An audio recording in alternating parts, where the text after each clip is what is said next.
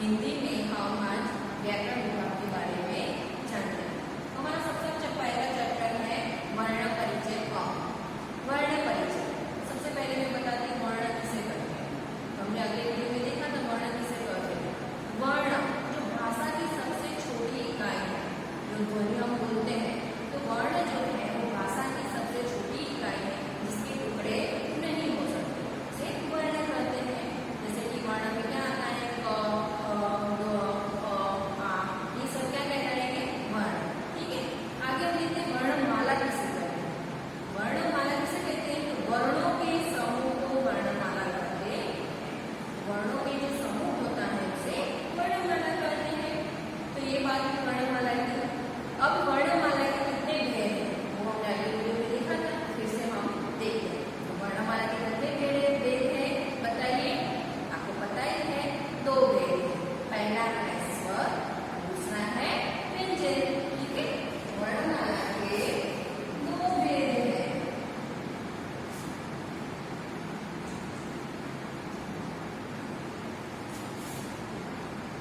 वर्णमाला के भेद कितने हैं, 2। पहला भेद है स्वर और दूसरा है व्यंजन। तो आप सब स्वर और व्यंजन के बारे में जानते ही हैं। स्वर, स्वर की परिभाषा क्या है, स्वर किसे कहलाता है, तो जिस वर्ण का उच्चारण स्वतंत्र रूप से होता है उसे स्वर कहते हैं। तो स्वर कितने हैं, हमारी वर्णमाला में 11 स्वर हैं। अ, आ, ई, उ, ऋ, ए, ओ और औ। लास्ट में जो अम और अह है वो स्वर या व्यंजन कहलाते नहीं। ठीक है, फिर है व्यंजन। व्यंजन किसे कहते हैं, व्यंजन की परिभाषा है तो जिस वर्ण का उच्चारण स्वर की सहायता लेने से होता है उसे व्यंजन कहते हैं। व्यंजन कितने हैं, 33 और स्वर 11 है। अब हम इसकी डिटेल माहिती अब देखते हैं। विद्यार्थी मित्रों, अब हम जो वर्णमाला है, वर्ण परिचय, उसके बारे में देखते हैं। मैंने आपको बताया कि वर्ण के 2 भेद है, स्वर और व्यंजन। तो अब हम देखते हैं वर्ण में। हिंदी जो भाषा है हमारी, वो हमारी राष्ट्रीय भाषा है। हिंदी भाषा नागरी लिपि में लिखी जाती है, वो नागरी लिपि में लिखी जाती है। और हिंदी हमारी राष्ट्रीय भाषा है तो हिंदी के ऊपर हम सिरोरेखा करनी आवश्यक है। जो हम हिंदी लिखते हैं वक्त ऊपर सिरोरेखा करते हैं वो करनी आवश्यक है। ठीक है, आगे है वर्ण का अर्थ। वर्ण भाषा की सबसे छोटी इकाई है जिसके टुकड़े नहीं हो सकते। मैंने आपको बताया था क, ख, घ, घ, वो सब वर्ण कहलाते हैं। वर्णमाला का अर्थ क्या है, तो वर्णों के समूह को वर्णमाला कहते हैं। वर्णमाला किसे कहते हैं, वर्णों के समूह को। वर्णमाला के कितने प्रकार हैं, 2। कौन से, स्वर और व्यंजन।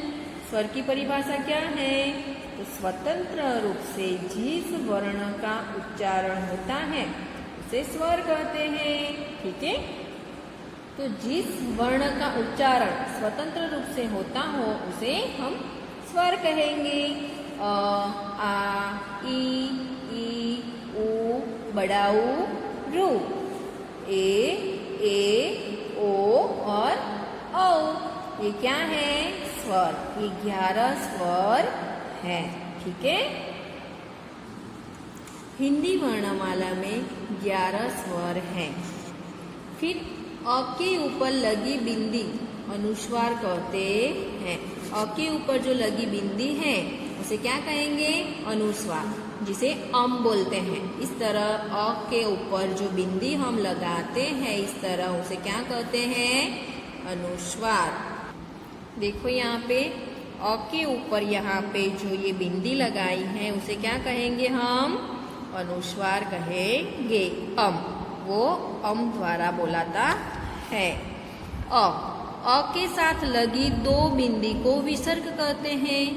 अ के साथ यहाँ पे जो 2 बिंदी लगी है उसे क्या कहेंगे, विसर्ग। यहाँ पे आप देख सकते हैं ये 2 बिंदी लगी है अ के साथ, तो इसे क्या कहेंगे हम? विसर्ग कहते हैं। ठीक है, अब आगे देखते हैं व्यंजन। व्यंजन की परिभाषा क्या है? व्यंजन की परिभाषा है जिन वर्णों का उच्चारण करने के लिए स्वर की सहायता लेनी पड़ती है। जिन वर्णों का उच्चारण करने के लिए स्वर की सहायता लेनी पड़ती है उसे व्यंजन कहते हैं। व्यंजन की परिभाषा है जिन वर्णों का उच्चारण करने के लिए स्वर की सहायता लेनी पड़े उसे व्यंजन कहते हैं। जैसे कि क, ये थोड़ा सा अक्षर का क है, उसके साथ अ स्वर मिलने से यह क व्यंजन बनता है। ये जो है आधा अधूरा है, उसमें स्वर मिलने से ये क व्यंजन पूरा होता है। ठीक है, तो जिन वर्ण का उच्चारण करने के लिए ये स्वर की जो सहायता लेनी पड़ती है तो उसे व्यंजन कहते हैं। ठीक है, इस तरह सारे व्यंजन बनते हैं। और हम सब जानते हैं, हमने अगले वीडियो में देखे थे व्यंजन कितने हैं? 33। ठीक है, हिंदी भाषा में कुछ शब्दों में ड और ढ के नीचे बिंदी लगाई जाती है। आप लोग पढ़ते हैं हिंदी तो उसमें आप कई शब्द ऐसे आते हैं जिसमें ड और ढ के नीचे क्या करते हैं? बिंदी लगाई जाती है। तो ये ड और ढ के नीचे जो बिंदी लगाई जाती है उसे क्या कहते हैं? नुक्ता। ये हमारे लिए नया है तो इसे क्या कहेंगे? नुक्ता। आपको याद रखना है। जैसे कि छड़ी, यहाँ पे ड के नीचे बिंदी लगाई है। कड़ी, यहाँ पे ढ के नीचे बिंदी लगाई है, तो इसे क्या कहेंगे? नुक्ता कहते हैं। आगे है शब्द में झब ड और ढ के तुरंत पहले अनुनासिक यानी कि अनुस्वार वाला वर्ण आता है, तब ड और ढ के नीचे बिंदी नहीं लगाई जाती। हमें ये भी याद रखना है, सब जगह सब शब्द में ड और ढ के नीचे बिंदी नहीं लगाई जाती। जैसे कि यहाँ पे हम उदाहरण में देख सकते हैं, आगे का अक्षर जो है वो स्वर है। ये आगे का अक्षर क्या है? स्वर, और अनुस्वार वाला है। कैसा अक्षर है ये? अनुस्वार वाला जो है, उसकी वजह से यहाँ पे ड के नीचे बिंदी नहीं लगाई जाती। यहाँ पे भी ड दिया है लेकिन उसके आगे का अक्षर कौन सा है? अनुस्वार वाला है, इसीलिए यहाँ पे ड के नीचे बिंदी लगाई नहीं है। ये हमें याद रखना है। ठीक है, आगे है हिंदी भाषा में गुजराती के अण, આપણો ગુજરાતીનો જે અણ વર્ણ છે उसकी जगह ल वर्ण का ही प्रयोग होता है। गुजराती में આપણે बोलिए છીએ नळ, उसका हिंदी में होगा नल। माला, उसको क्या कहेंगे? माला। ठीक है, तो इस प्रकार आज हमने ये वर्ण का, वर्णमाला का परिचय प्राप्त किया है। तो आज हम इतना देखते हैं, ये वर्णमाला, इसमें एक ज़्यादा है संयुक्त व्यंजन। व्यंजन की हमने जो बात की उसमें है संयुक्त व्यंजन, जो क्ष, ज्ञ, त्र और स्र दो अलग अलग व्यंजन मिलकर बनते हैं। ये जो चार जो वर्ण हैं वो संयुक्त व्यंजन है। वो दो अलग अलग व्यंजन मिलने से संयुक्त व्यंजन बनते हैं। तो ये संयुक्त व्यंजन की परिभाषा है। ठीक है, जैसे भी यहाँ पे उदाहरण में आप देख सकते हैं, क प्लस स, ये खोड़ा जो क है उसमें स मिलने से श बनता है।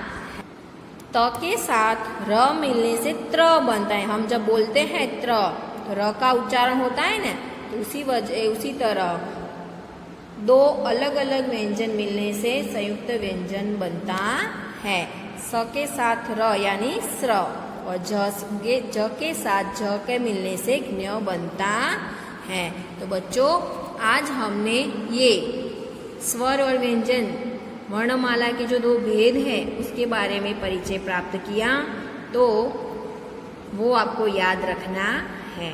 ठीक है, और बच्चों ये याद रखना है कि ये व्याकरण है जो आपको हिंदी की नोट में दो भाग बनाने हैं। तो पीछे जो व्याकरण विभाग में है तो उसी में मैं आपको यहाँ से जो CW और HW भेजूंगी वो आपको व्याकरण विभाग में लिखना है। ठीक है, तो आज का हमारा चैप्टर व्याकरण है, तो वो हिंदी की नोट में पीछे व्याकरण विभाग बनाकर उसी में होमवर्क लिखना है। Okay, thank you.